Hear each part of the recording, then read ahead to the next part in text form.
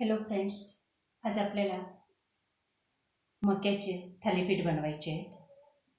अतिशय नवीन अशी रेसिपी आहे आणि खूप टेस्टी पण आहे. आपल्याला जर माहिती नसेल तर आपण एकदा ती अवश्य करून पहा. आता याच्यासाठी लागणारे साहित्य पहा.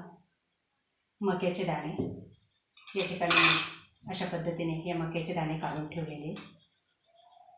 त्यानंतर हे आपलं चणा डाळीचं पीठ, बाजरीचं पीठ, बाजरीचं नसेल तर आपल्याकडे ज्वारीचं असेल तर तेही चालेल, बाजरीचं किंवा ज्वारीचं पीठ.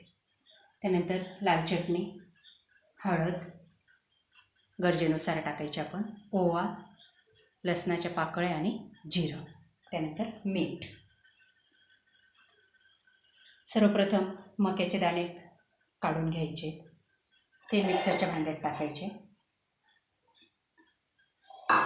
त्याच्यात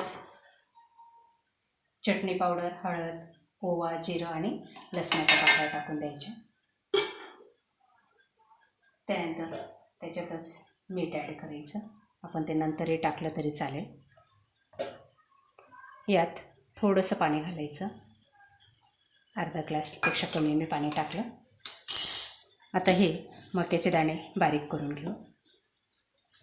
तोपर्यंत मी गॅसवर फ्राय पॅन ठेवलेला आहे तापण्यासाठी.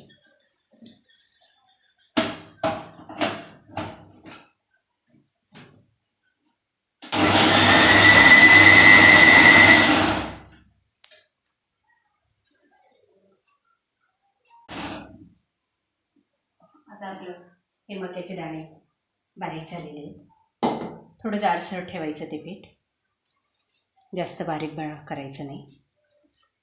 आता हे सर्व मिश्रण आपण एका कटोऱ्यात काढून घेऊ.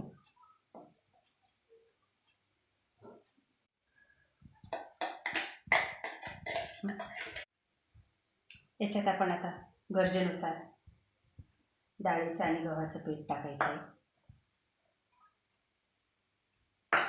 आणि हे सर्व मिश्रण व्यवस्थित एकदा कालवून घ्यायचं.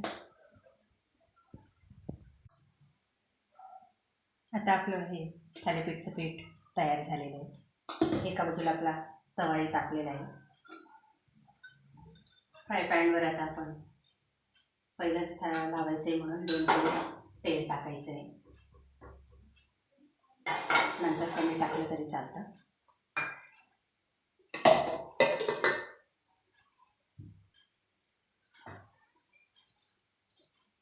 तेल टाकल्यानंतर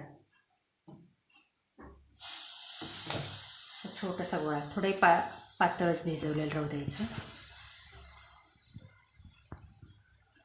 ते टाकायचं, गॅस कमी करून द्यायचा थोडा वेळ आणि पाण्याचा हात ओला करायचा आणि हे थालीपीठ व्यवस्थित गोल आकारामध्ये पसरवून द्यायचं आहे. त्याला छान असा आकार द्यायचा आहे.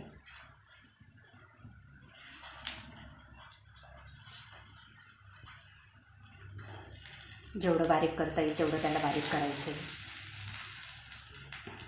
नाश्त्यासाठी पण ही रेसिपी अतिशय उत्तम आहे.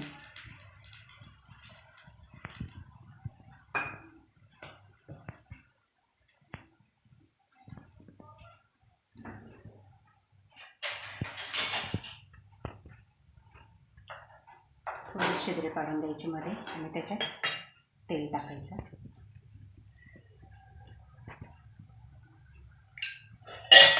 आणि 1-2 मिनटाकरता ते झाकून द्यायचं आहे. 1 मिनटं झालेलं आहे. आता आपण एक बाजू छान अशी शिजलेली आहे. आता दुसरी बाजू त्याची शिजवून घेऊ. थोडं त्याला प्रेस करायचं, म्हणजे थोडासा जाड भाग राहिला असेल तर तो बारीक होऊन जातो आणि व्यवस्थित शिजतं पण.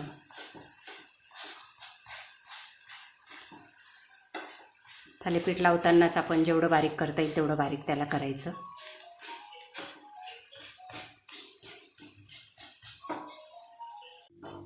आता आपलं छान असं थालीपीठ तयार झालेलं आहे.